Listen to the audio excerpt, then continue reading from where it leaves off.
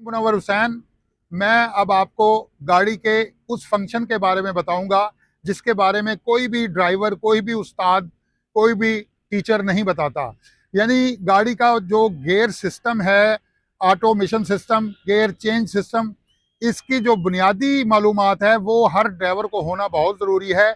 उसकी मालूमात होने के बाद आपकी ड्राइविंग की स्किल जो है वो बहुत ही बेहतरीन हो जाती है।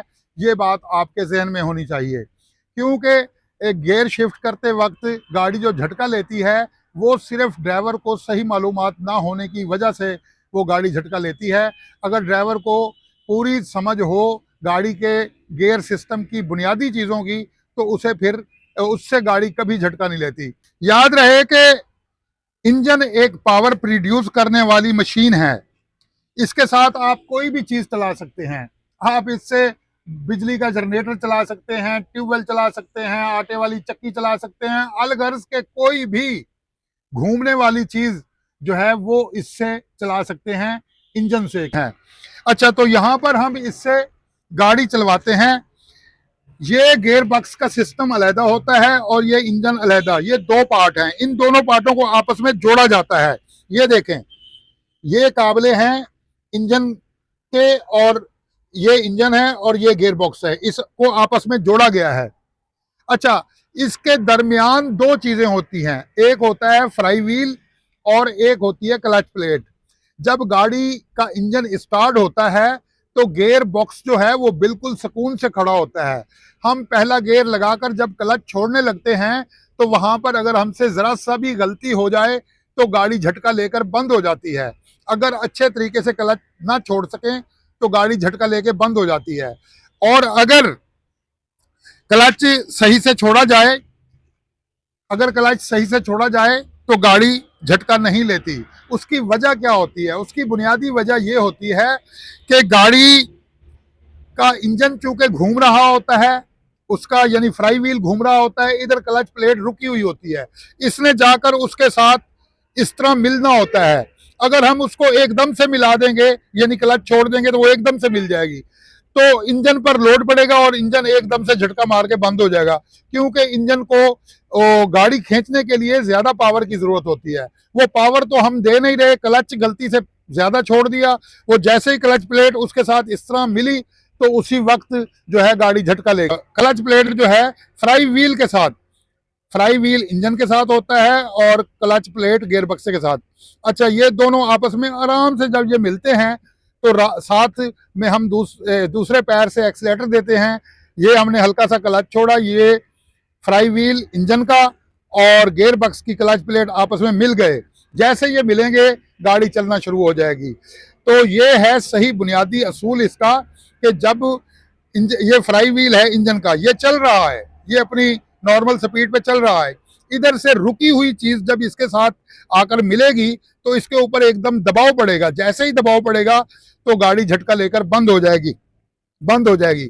उस दबाव डालने का एक फार्मूला है कि उसे आप बिल्कुल हल्का सा यूं लेके आएंगे साथ, जैसे वो इसके साथ टच होगी तो गाड़ी चलना शुरू हो जाएगी। मैं आपको अभी ये प्रैक्टिकल करके गाड़ी चलाकर भी दिखाता हूं कि ये कैसे होता है।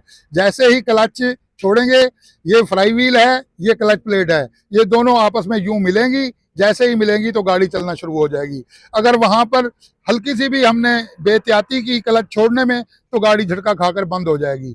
क्यों कि इंजन पर एकदम लोड डालोगे तो इंजन एकदम लोड नहीं उठा सकता। क्लच हल्का छोड़ने का मतलब होता है कि इंजन पर ऐसा ऐसा लोड डाला जाए ताकि गाड़ी आराम से मूव कर सके। तो ये मेरी बात उम्मीद है कि आपको समझ में आ गई होगी। तो जी ये हम पहला गियर लगा रहे हैं, ये हमने क्लच दबाया, ये पहला गियर लगाया। अब मैं क्लच को इतने आराम से छोड़ूंगा, इतने आराम से छोड़ूंगा कि गाड़ी को एक्सीलेटर पे पांव रखे बगैर गाड़ी चलना शुरू हो जाएगी। ये सिर्फ क्या है, क्लच छोड़ने का एक तरीका है। अभी ये देखें, ये गाड़ी ने हल्का हल्का मूव शुरू कर दिया, ये गाड़ी अब चलना शुरू हो गई। ये मैंने एक्सीलेटर पे पांव नहीं रखा, सिर्फ क्लच छोड़ने की टेक्निक, क्लच छोड़ने का तरीका ऐसा मैंने इस्तेमाल किया कि जिससे गाड़ी फॉरवर्ड चलना शुरू हो गई बगैर एक्सीलेटर दिए। अब मैं रिवर्स में भी यही कुछ करके दिखाऊंगा आपको। ये मैंने रिवर्स गियर लगा दिया है, अब मैं गाड़ी को रिवर्स करने लगा हूं। ये क्लच में हल्का सा छोड़ूंगा, गाड़ी पीछे हटना शुरू हो गई। ये आप देख रहे हैं गाड़ी पीछे हट रही है, एक्सीलेटर पे मैंने पाँव नहीं रखा हुआ। तो ये है क्लच छोड़ने का, ये है क्लच छोड़ने का बेहतरीन तरीका। अब मैं फिर पहला गियर लगा रहा हूं, ये पहला गियर लगाया, मैं अब एक्सीलेटर पे पाँव नहीं रख रहा, और आरपीएम भी कोई इतना, वही 1000 आरपीएम जो होता है वही है। ये मैं अब क्लच से पाँव हल्का हल्का उठा रहा हूं और ये गाड़ी जो है आगे चलना शुरू हो गई। ये गाड़ी आगे चल पड़ी। जिस वक्त आपकी प्रैक्टिस क्लच पर इतनी हो जाए तो आप समझ लें कि अब आप गियर शिफ्ट करने के लिए एक बेहतर ड्राइवर बन चुके हैं, क्योंकि क्लच को इस तरह से छोड़कर अगर आप गाड़ी को मूव कर सकें फॉरवर्ड या रिवर्स, तो फिर आपकी ड्राइविंग जो है वो यानी स्किल बेहतर हो चुकी है। फिर आपको ये समझ लेना चाहिए कि मैं अब क्लच पर इतना अबूर हासिल कर चुका हूं कि अब क्लच मेरी मर्जी से ही चलेगा, और ये पाँव से प्रैक्टिस करनी बहुत जरूरी होती है। अब अब मैं रिवर्स कर रहा हूं, ये मैंने रिवर्स गियर लगाया, ये क्लच छोड़ा, हल्का सा रेस दिया, ये गाड़ी पीछे हटना शुरू हो गई। अब मुझे जरूरत पड़ी रुकने की, क्लच दबाया, ब्रेक लगा दी, फिर मैंने हल्का सा पीछे किया, फिर मुझे जरूरत पड़ी, फिर क्लच दबाया, ब्रेक लगा दी, फिर मैंने हल्का सा क्लच छोड़ा, थोड़ी सी पीछे गाड़ी हुई, फिर मैंने क्लच दबाया, ब्रेक लगा दी। यानी ये प्रैक्टिस आपको जब हो जाए, यानी ये अब आगे पहला गियर लगा दिया है, अब मैंने थोड़ा सा गाड़ी को चलाया, रोकने की जरूरत पड़ी, क्लच दबाया, फौरन पहले क्लच दबाना है पहले गियर में। अगर क्लच दबाने में आपसे जरा भी सुस्ती होगी तो गाड़ी बंद हो जाएगी। ये हल्का सा क्लच छोड़ा, ये ब्रेक लगा दी, हल्का सा क्लच छोड़ा, ये ब्रेक लगा दी, ये हल्का सा क्लच छोड़ा, ये ब्रेक लगा दी। लेकिन आप देख रहे होंगे मेरे पाँव की मूवमेंट कि मैं पहले क्लच दबाता हूं फिर ब्रेक लगाता हूं। जब गाड़ी स्लो होगी पहले क्लच दबाना होगा फिर ब्रेक लगानी होगी। और एक बात और आपको बताता चलूं, आपकी स्पीड 100 पर है, 120 पर है, जहां भी है, जब आप ब्रेक लगाएंगे तो क्लच नहीं दबाएंगे। आपको क्लच दबाने के लिए कम से कम 40 की स्पीड चाहिए। आप 100 की स्पीड पे जा रहे हैं, आपको जरूरत पड़ी है आगे ब्रेक लगाने की, आपने ब्रेक लगाई, सुई इसकी 40 पे आ गई, तो आपको चाहिए क्लच दबा के उसकी तीसरा गियर लगा दें। अगर 40 तक सुई आ गई है तो, इससे नीचे आ गई है तो फिर आप दूसरा गियर लगा दें। अगर 40 से ऊपर है तो फिर आप तीसरा गियर लगाकर 60 तक जाएं, फिर आप चौथे गियर में जाएं। अगर 100 की स्पीड पे जा रहे हैं आप और आपने ब्रेक लगाई, 80 से सुई नीचे आ गई है, तो आप फिर चौथा गियर लगाएंगे। 100 पर जब गाड़ी होगी 5वें में होगी, जब आप ब्रेक लगाएंगे तो वो आ जाएगी 70 पर या 60 से ऊपर या 60 पर, तो फिर आप चौथा गियर लगाएंगे। चौथा गियर लगाएंगे, क्लच छोड़ेंगे, हल्का सा रेस पहले देंगे, फिर क्लच छोड़ेंगे, उससे गाड़ी झटका नहीं लेगी और बिल्कुल क्या कहते हैं स्मूथ अंदाज में आगे चलती जाएगी। गियर शिफ्टिंग का सही तरीका यह है कि 80 से नीचे आए तो आप चौथा गियर लगाएंगे, 60 से नीचे आए तो तीसरा गियर लगाएंगे, 40 से नीचे सुई आए तो दूसरा गियर लगाएंगे, 20 से नीचे आए सुई तो पहला गियर लगाएंगे। ये गियर वापस करने का तरीका है। जब आप गाड़ी आगे चला रहे होते हैं, ब्रेक लगाते हैं, आपको ये ख्याल नहीं आता कि अब मैं कौन सा गियर शिफ्ट करूं, यानी गियर वहां पर तीसरे की जरूरत होती है तो आप दूसरा शिफ्ट कर रहे होते हैं, या चौथे की जरूरत होती है तो आप तीसरा लगा रहे होते हैं।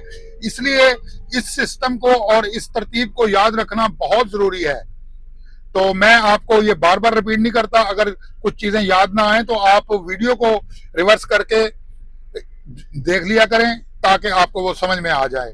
तो मेरा ख्याल है अब आपको ये तरीका समझ में आ गया होगा गाड़ी के फ्रंट और बैक करने का और क्लच दबाने का। तो आज तक की वीडियो मेरी इतनी है। मैं उम्मीद करूंगा कि आप जो है मेरे इस चैनल को सब्सक्राइब करेंगे, लाइक करेंगे। अगर मेरी ये बातें आपकी समझ में आई हैं और मेरे ये समझाने का अंदाज आपको ठीक लगा है, फिर आप ये जो मैंने कहा ये करें।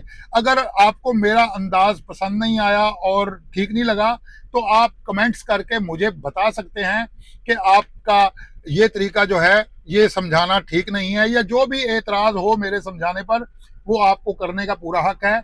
मैं उसे सुनूंगा, समझूंगा और उसके बाद मैं और खुद को समझाने का तरीका बेहतर करूंगा।